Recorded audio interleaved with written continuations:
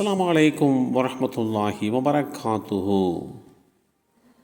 தனிமை வாழ்க்கையும் பொது வாழ்க்கையும். அம்மார் இப்னு யாசிர் ரலியல்லாஹு அன்ஹு அவர்கள் அறிவித்தார்கள், அல்லாஹ்வுடைய தூதர் ஸல்லல்லாஹு அலைஹி வஸல்லம் அவர்கள் பிரார்த்தனை புரிகின்ற போது, யா அல்லாஹ், பொது வாழ்விலும் மறைவாக இருக்கின்ற நிலையிலும் உனக்கு பயந்து வாழும் பாக்கியத்தை உன்னிடம் கேட்கிறேன் என்று பிரார்த்தனை செய்வார்கள். இந்த செய்தி அஹ்மத் என்ற நூலிலே 1835 என்ற எண்ணிலே பதிவு செய்யப்பட்டிருக்கிறது. அல்லாஹ்வுடைய தூதர் ஸல்லல்லாஹு அலைஹி வஸல்லம் அவர்கள் அபூதருல் கிஃபாரி என்கின்ற நபித்தோழரை பார்த்து, அபூதரே, உம்முடைய பொது வாழ்க்கையிலும் தனிமையிலும் அல்லாஹ்வை பயந்து கொள்ளுமாறு உனக்கு அறிவுரை பகர்கிறேன் என்று குறிப்பிட்டார்கள். நீங்கள் எங்கிருந்த போதும் அல்லாஹ்வை பயந்து கொள்ளுங்கள் என்று அல்லாஹ்வுடைய தூதர் ஸல்லல்லாஹு அலைஹி வஸல்லம் அவர்கள் குறிப்பிட்ட இந்த செய்தி ஸஹீஹுல் ஜாமிஅ என்ற நூலிலே 2544 என்ற எண்ணிலே பதிவு செய்யப்பட்டிருக்கிறது.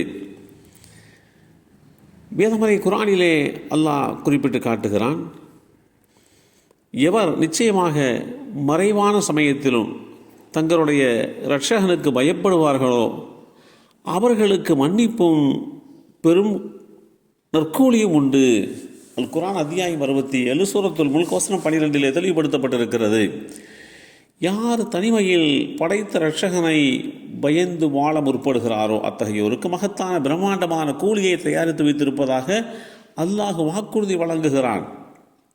நபியே, நீர் அச்சமூட்டி எச்சரிப்பதெல்லாம் எவர்கள் தங்கள் கண்ணால் காணாமல் இருந்தும் தங்களுடைய இரட்சகனுக்கு பயந்து நடந்து தொழுகையையும் நிலைநாட்டுகிறார்களோ அவர்களைத்தான். எவர்கள் பரிசுத்தமாக இருக்கிறார்களோ அவர் தன் நன்மைக்காகவே பரிசுத்தமாயிருக்கிறார். அல்லாஹ்விடமே அனைத்தும் செல்ல வேண்டியதிருக்கிறது. அல் குர்ஆன் அத்தியாயம் 35 சூரத்துல் ஃபாத்திர் வசனம் 18 தெளிவுபடுத்தப்பட்டிருக்கிறது. தனிமையில் தன்னைத்தானே பாவச் செயல்களில் ஈடுபடாமல் தற்காத்துக் கொள்கின்றார்களே அவர்களுக்கு அது நிச்சயமாக அவர்களை பரிசுத்தப்படுத்தும் என்று அல்லாஹ்வே உத்தரவாதம் வழங்குகிறான். எனது சமுதாயத்திலே ஒரு கூட்டத்தாரை நான் அறிவேன். மறுமை நாளில் திஹாமா என்கின்ற அந்த மலையின் அளவுக்கு அவர்கள் நன்மைகளோடு வருவார்கள். அப்படிப்பட்ட அந்த மக்கள் என் சமுதாயத்திலே ஒரு கூட்டத்தார், அவர்களை பற்றி நான் அறிவேன். மறுமை நாளில் திஹாமா என்னும் மலை அளவுக்கு நன்மைகளோடு அவர்கள் வருவார்கள். அவர்களின் நன்மைகளை அல்லாஹ் பரப்பப்பட்ட புழுதியாக ஆக்குவான் என்று அல்லாஹ்வுடைய தூதர் ஸல்லல்லாஹு அலைஹி வஸல்லம் அவர்கள் கூறினார்கள்.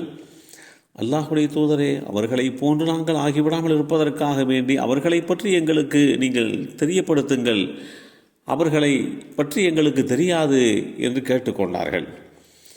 அதற்கு அல்லாஹ்வுடைய தூதர் ஸல்லல்லாஹு அலைஹி வஸல்லம் அவர்கள் உங்கள் சகோதரர்கள், உங்களை சார்ந்தவர்கள், நீங்கள் இரவு வணக்கத்தில் ஈடுபடுவதை போன்றே அவர்களும் இரவு வணக்கம் புரிவார்கள். ஆயினும் அல்லாஹ்வின் தடைகளை மீறுவதற்கான சந்தர்ப்பங்கள் அவர்களுக்கு கிடைத்தால் அல்லாஹ் தடை செய்தவற்றை செய்து விடுவார்கள்.